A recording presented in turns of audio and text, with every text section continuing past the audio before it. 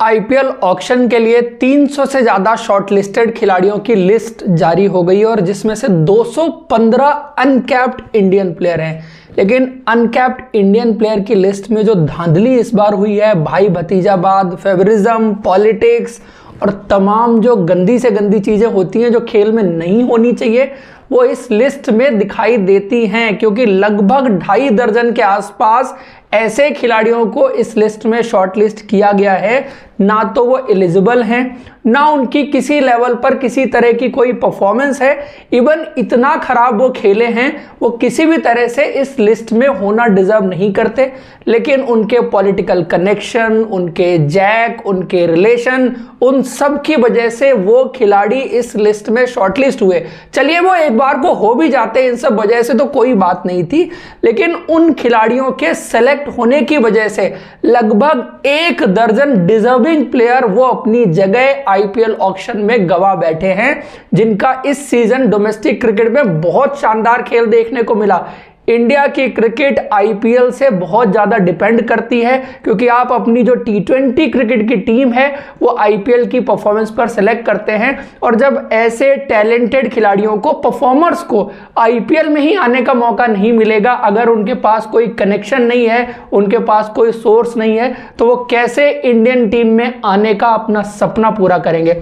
मैं आपको वीडियो में बताऊंगा कौन कौन से वो परफॉर्मर हैं जो इस शॉर्टलिस्टेड लिस्ट से मिसिंग हैं। क्योंकि डोमेस्टिक क्रिकेट में उनके परफॉर्मेंस ने जो आग लगाई थी, ये श्योर शॉट था कि उनको सिर्फ शॉर्टलिस्टेड में जगह नहीं मिलनी थी, उनको किसी ना किसी फ्रेंचाइजी में सेलेक्ट होना था, उस पॉइंट ऑफ व्यू से अगर बात करें। और साथ में मैं नाम लेके कुछ खिलाड़ियों का, सारे नाम तो मैं नहीं लूंगा क्योंकि बहुत लंबी लिस्ट है, 30 से ज़्यादा खिलाड़ियों की लिस्ट है जो सिर्फ अपने कनेक्शंस, किसी सोर्स या किसी के रहमो करम पर शॉर्टलिस्ट हुए हैं। तो वो नाम बताऊंगा। पहले मैं आपको बताता हूं जो परफॉर्मर हैं जिन्होंने इस सीजन डोमेस्टिक क्रिकेट में ऐसा किया था, ऐसा परफॉर्म किया था जिसके दम पर उनको किसी ना किसी फ्रेंचाइजी में जरूर होना चाहिए था।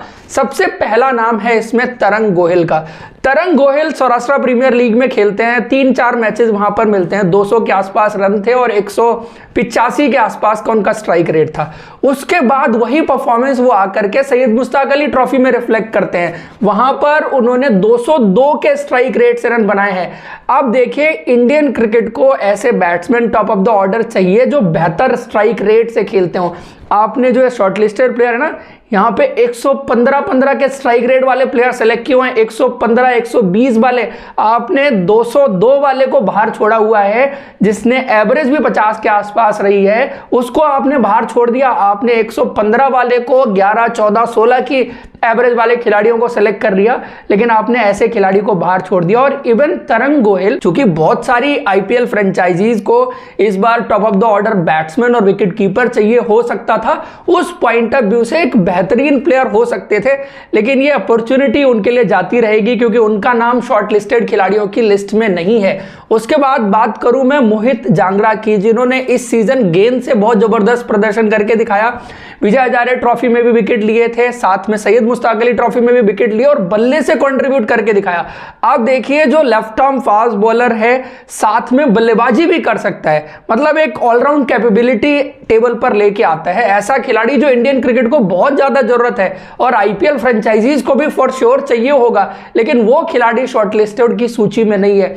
ओम भोसले, जिन्होंने 500 से ज्यादा रन विजय हजारे ट्रॉफी में बनाए, सेकंड हाईएस्ट रन गेटर रहे हैं इस सीजन, उनका नाम शॉर्टलिस्टेड खिलाड़ियों की लिस्ट में नहीं है। ईशान गाडेकर, जिन्होंने 350 रन इस सीजन बनाए सैयद मुश्ताक अली ट्रॉफी में, 150 प्लस की स्ट्राइक रेट रही, गोवा से खेलते हैं। टॉप ऑफ द ऑर्डर आपको बहुत बार ओपनर चाहिए होता है जो अच्छा विस्फोटक शुरुआत आपको दे सके, और इंडियन क्रिकेट अभी भी उस तरह के ओपनर ढूंढ ही रहा है, अगर आप समझेंगे। साथ में देवव्रत प्रधान की बात करूंगा, जो सैयद मुश्ताक अली ट्रॉफी में 6 या 7वें नंबर पर टॉप विकेट टेकर की लिस्ट में थे, और विजय हजारे ट्रॉफी के सेकंड हाईएस्ट विकेट टेकर, उनका नाम भी शॉर्टलिस्टेड खिलाड़ियों की लिस्ट में नहीं है।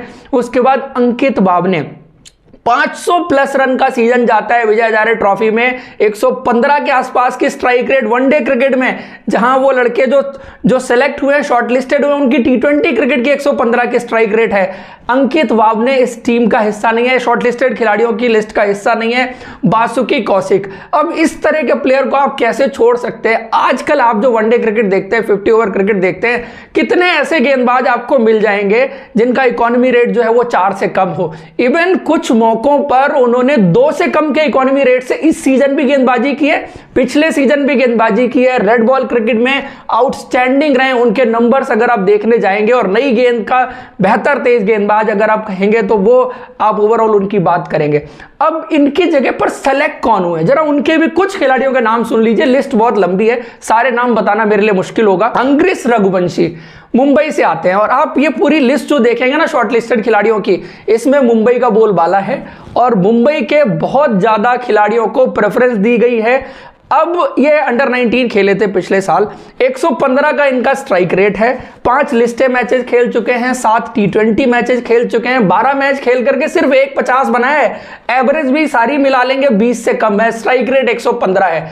आप किस बेसिस पर इस खिलाड़ी को शॉर्टलिस्ट कर सकते हैं? यंगस्टर है, ठीक है, अच्छा करेगा, आगे आने वाले टाइम में खेल सकता है, लेकिन मुंबई इनके नाम के साथ जुड़ता है। उसके बाद बरिंदर श्रॉ, आखिरी मैच जो है वो 2021 में खेले थे अपने क्रिकेट का, उसमें भी 9 ओवर में 91 रन दिए थे इन्होंने। हाँ ठीक है, पहले ये खेले हैं आईपीएल इंडिया के लिए, इंटरनेशनल मैचेस भी खेले, तो उन कनेक्शंस का फायदा मिल रहा है, लेकिन ऐसे आदमी को भी नहीं मिलना चाहिए जो डिजर्व नहीं करता हो, जो क्रिकेट से ही दूर था, कोई क्रिकेट खेल नहीं रहा। डोमेस्टिक में अपनी आप रणजी ट्रॉफी की टीम, सैयद मुश्ताक अली की ट्रॉफी की टीम में सेलेक्ट होने लायक नहीं है, तो फिर आईपीएल में आने का मतलब मेरी समझ से तो बाहर है। उसके बाद ऋतिक ईश्वरन जो है वो तमिलनाडु से खेलते हैं।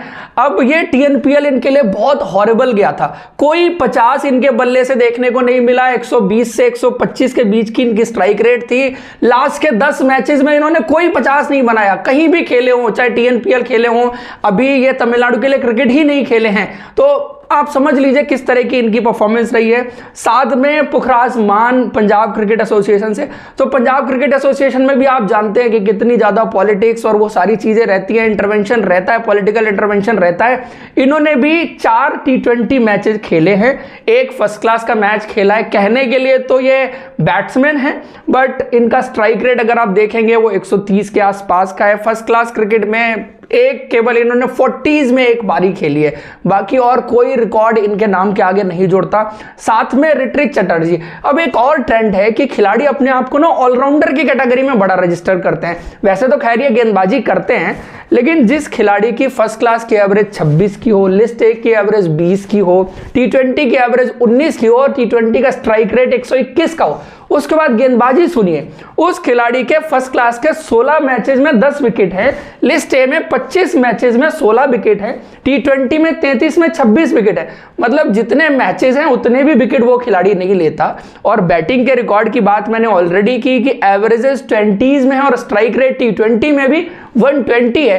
तो किस हिसाब से ये खिलाड़ी कोई भी टीम परचेज करेगी? और ये इनका सैंपल साइज बहुत बड़ा है, क्योंकि बहुत टाइम से डोमेस्टिक क्रिकेट खेल रहे हैं, तो बिल्कुल मेरी नजर में तो ये डिजर्विंग प्लेयर नहीं है। साथ में एक और खिलाड़ी है देव लकड़ा डीडीसीए से। डीडीसीए का आपको पता होगा कि अभी कुछ दिन पहले जूनियर टीम में हुआ था कि एक डिजर्विंग प्लेयर को लास्ट मोमेंट पर टीम से बाहर कर दिया गया था, जिसमें मारपीट तक की नौबत आ गई थी और डीडीसीए के डायरेक्टर के बेटे को खिलाने के लिए उस डिजर्विंग प्लेयर को बाहर किया गया था। तो आप समझ लीजिए कि कितना अंदर तक ये करप्शन और फेवरिज्म जो है वो हमारे क्रिकेट में है। और उसके बाद हम एक्सपेक्ट करते हैं कि हमारी टीम वर्ल्ड कप क्यों नहीं जीतती, आईसीसी की ट्रॉफी क्यों नहीं जीतती, जब हम सही टैलेंट को मौका ही नहीं देंगे और फेवरिज्म को बढ़ावा देते रहेंगे, तो किस तरह से हम सही प्लेयर चूज करके ऊपर लेके आ पाएंगे। तो इनकी बात मैं जो कर रहा था, इनकी भी अगर आप परफॉर्मेंस देखेंगे, 7 टी20 के मैचेस खेले इन्होंने, 26 रन बनाए, 8 की एवरेज है, 66 का स्ट्राइक रेट है, ऑलराउंडर है भाई साहब, 1 विकेट इन्होंने लिया है 7 मैचेस के अंदर। आप सोचिए परफॉर्मेंस का लेवल क्या है। उसके बाद साईराज पाटिल, नाम से कुछ आप अंदाजा जरूर लगा सकते हैं, ऑलराउंडर हैं, महाराष्ट्र से आते हैं। 8 मैचेस इन्होंने लिस्ट ए में खेले हैं, 11 की एवरेज है, 55 रन बनाए हैं और ऑलराउंडर हैं, 1 विकेट 8 मैचेस में लिस्ट ए में लिया है। टी20 में इन्होंने 6 मैचेस खेले हैं, 52 रन है, 115 की स्ट्राइक रेट और कोई विकेट नहीं है, कहने के लिए ऑलराउंडर हैं। उसके अलावा बहुत सारे नाम हैं, लिस्ट बहुत लंबी है। जितेंद्र पाल, सूर्यान सिंगड़े, विश्वनाथ प्रताप सिंह, देवेंद्र बोरा, मनी गेरवाल, अश्विनी कुमार, ये लगभग 2.5 दर्जन के आसपास नाम है। तो बहुत ज़्यादा डिटेल बहुत सारे खिलाड़ियों की नहीं, बट आप एक सैंपल देखिए कि किस तरह के खिलाड़ियों को रिवॉर्ड किया गया है जिनकी एवरेजेस अंडर 20, स्ट्राइक रेट 115, उन बैट्समैन को आपने खिला लिया है। 202 वाले स्ट्राइक रेट वाले बल्लेबाज को, 50 की एवरेज वाले T20 में बल्लेबाज को, जिसने छक्के लगाने में जो महारत दिखाई थी उसको आपने सेलेक्ट नहीं किया, लेकिन इन खिलाड़ियों को सेलेक्ट करके आपने एक तोहफा इंडियन क्रिकेट फैंस को दिया है कि किस तरह से आपकी क्रिकेट आगे जाने वाली है। मैं वैसे आप लोग को नहीं बोलता शेयर करने के लिए वीडियो, लेकिन ये वीडियो जरूर शेयर करिए ताकि लोगों तक भी पहुंचे और पता चले कि हमारे क्रिकेट सिस्टम में, आईपीएल में सिलेक्शंस और शॉर्टलिस्टिंग किस तरह से होती है। अगर आपका कनेक्शन है और अगर आपके पास सोर्स है तभी आप जो है ऊपर जा सकते हैं, शॉर्टलिस्ट हो सकते हैं। अदरवाइज टैलेंट या तो बहुत बड़ा हो, आप डोमेस्टिक में बिल्कुल ही अलग प्लेयर नजर आए, लेकिन 500 रन बनाने वाले प्लेयर भी सिलेक्ट नहीं हो रहे हैं। ये भी अपने आप में बहुत बड़ी बात है और एक कंसर्निंग चीज है इंडियन क्रिकेट के पॉइंट ऑफ व्यू से, क्योंकि ये लिस्ट देख करके जो सेलेक्ट हो गए चलिए उनकी तो कोई बात नहीं, बट जो नहीं हुए, जो डिजर्विंग थे, वो मेरी नजर में एक ज्यादा बड़ा सवाल रहेगा। फिलहाल दोस्तों इस वीडियो में इतना ही। जरूर शेयर करिएगा इस वीडियो को, लाइक और सब्सक्राइब कर लीजिए अगर अभी तक आपने हमारे चैनल को नहीं किया है। Thank you.